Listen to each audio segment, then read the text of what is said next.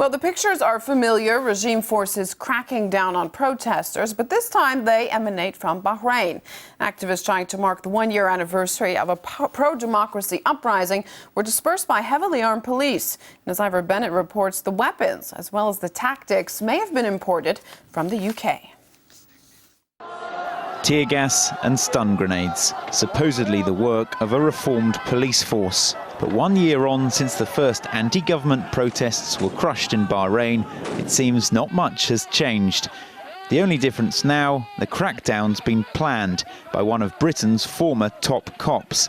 John Yates used to be Assistant Commissioner of London's Metropolitan Police. He now works for Bahrain's monarchy, which says he's there to oversee police reforms. The police in Bahrain are behaving despicably. Their latest trick is to throw cans of tear gas into homes of people they don't like, shut the doors, and people have died choking to death. Tear gas is something you use out of doors. And I think for any British police officer, although Mr. Yates now is retired, to be associated in any way with that is wrong. Yates resigned from Scotland Yard last year, an early victim of the phone hacking scandal. He popped up in Bahrain in December as part of the regime's PR campaign to clean up its image. A campaign pushed hard, it seems, by Yates himself. He recently told the Daily Telegraph his new charges had a well-rehearsed plan for the anniversary of the uprising, adding, "The concept of reasonable reaction to provocation has been reinforced." As for the uprising itself, Yates said, "This isn't organised protests. It's just vandalism, rioting on the streets." Claims hotly disputed by London's Bahraini community. I mean, when you get thousands and thousands of people protesting, demanding their rights, and you call that vandalism, he seemed to forget that there's over 65 people actually died in Bahrain from police brutality.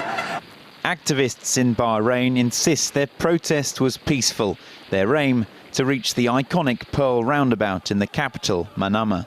They say they were met by tanks, toxic gas and rubber bullets.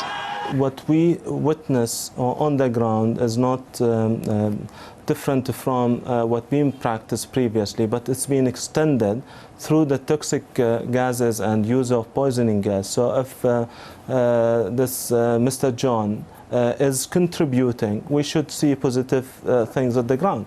What we see till today is nothing acceptable. It may not just be British tactics Bahrain's using, but weapons too. Government figures show the UK sold over £1 million worth of rifles and artillery equipment to Bahrain from July to September last year, long after blood was spilled. That's despite insisting all licences had been revoked. As for Yates, his contract runs until April, by which time he hopes to have put in place concrete reforms. On this evidence, that seems a long way off. Ivor Bennett, RT, London.